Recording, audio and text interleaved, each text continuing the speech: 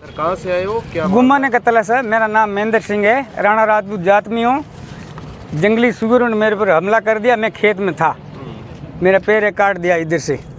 कितने लोगों पे हमला किया? लगभग गुम्माने के तले से लगभग 20 लोगों को 20 लोगों को मिनखों को लगाया। फसल तो खाई जो हिसाब अंत से बाहर है। कितना नुकसान हुआ है? नुकसान तो लगभग मेरे आप रे खुदरे हुए तो 30,000 मैं दवा कराई रही, 50,000 फसल गई भी मारे खुदरी ला रहे। 50 लोग खेत है।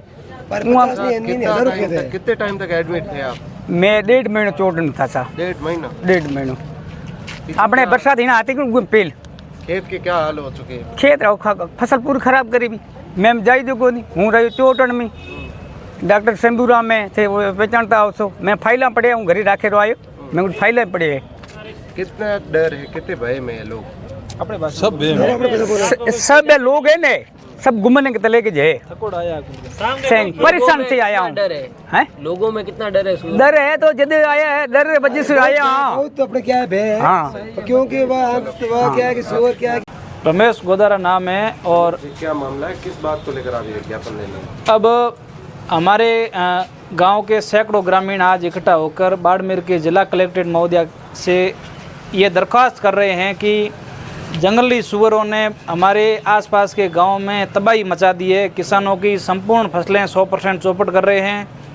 100 सुअरों का झुंड रात को अगर एक किसान के खेत में घुस जाए तो सुबह उस खेत की तबाही कर रहे हैं।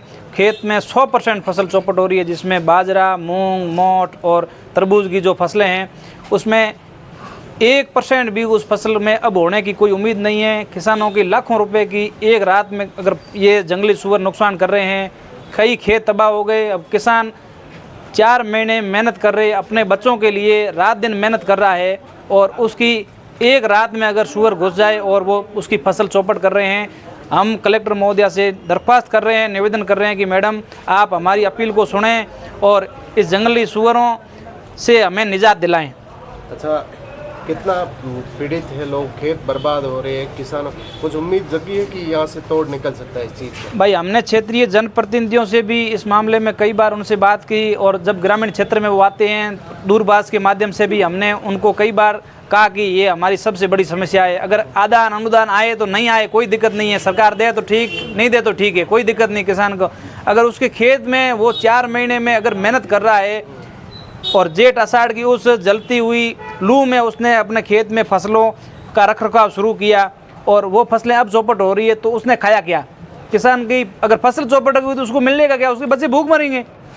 हमारा निवेदन है कि अगर या तो हमारी समस्या का समाधान करे सरकार और नहीं करे तो हम भूख हड़ताल करेंगे और खेतों को छोड़ देंगे। अब खेतों में कुछ नहीं बचा है, सारी फसलें खराब हो 100%। जिस खेत में जंगली सुअर 100 सुअरों का झुंड एक खेत में घुस जाए तो कुछ नहीं बचना है सुबह उस खेत में। और मालिक, खेत का मालिक खून के आंसू रो रहा है। अब ये देखो 100 से ज़्यादा ग्रामीण हमारे साथ आए हैं बॉर्डर के गांव से और हमसे पहले भी हमने चौटन में कई बार ज्ञापन दिए, धरने दिए, पर उसकी सुनवाई नहीं हो रही है। अब हमें इसका समाधान चाहिए, लीतापोती नहीं चाहिए। या तो सरकार समाधान करे, नहीं तो मना कर दे कि हमारे पास कोई समाधान नहीं है तो हम खेत छोड़ दें और उस खेतों में लागत तो नहीं लगाएं। अब हज़ारों मतलब कम से कम 40,000 रुपये एक किसान अपने खेत में लगाता है, मेहनत तो उसकी अलग है, 40,000 लागत आ गई उसकी और उस खेत उसका तबाह हो गया तो 40,000 कर्जा उसमें बढ़ गया है। बिल्कुल।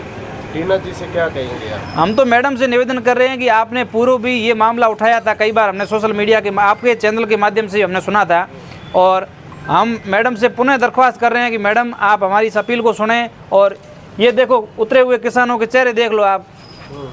अब जिसकी फसल चौपट हो गई, हम किसानों को बड़ी उम्मीद से आपसे निवेदन है और उसका न तो रात को किसान पैदल चल नहीं सकता और किसान अकेला चल नहीं सकता। 100 सुअरों का झुंड कई सैकड़ों किसानों पर हमला कर दिया, कई किसान चोटिल हो गए हैं। कई बार प्रशासन से निवेदन किया पर सुनवाई नहीं हो रही है। इसका हमें तोड़ चाहिए। हमारा एक ही निवेदन है कि इस समस्या का समाधान सरकार करे।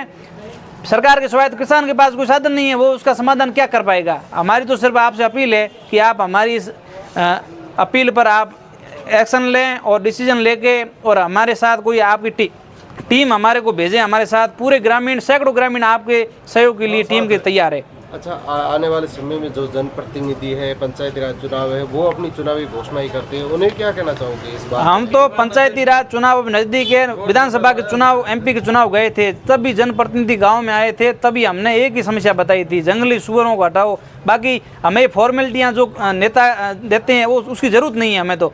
हम तो भगवान से उम्मीद रख रहे हैं और जंगली सुअरों का समाधान चाहिए। अगर पंचायती राज चुनाव में जिला परिषद और पंचायत समिति सदस्य और सरपंचों के लिए इलेक्शन अभी आ रहे हैं, उन सभी जनप्रतिनिधियों से निवेदन है, कल वोट मांगने आप गांव में आओगे, लोग कपड़े फाड़ेंगे आपके, लोग कपड़े फाड़ेंगे आपके। अब पार्टियों के झंडे लेके आप गाँव में मत घुसना, और या तो आप किसानों के साथ मिलकर और किसानों की समस्या का समाधान कराओ, नहीं तो आप पोस्ट लेके आ जाओगे फलानी ढमकी पार्टी को वोट दो। किसान वोट नहीं देगा, आपके कपड़े फाड़ेंगे पहले कह रहे हैं नेताओं को। और या तो आप समस्या का समाधान कराओ, तो जैसा भी है पहले सहयोग करते उस हिसाब से लोग अपने आप सहयोग आपका करते रहेंगे।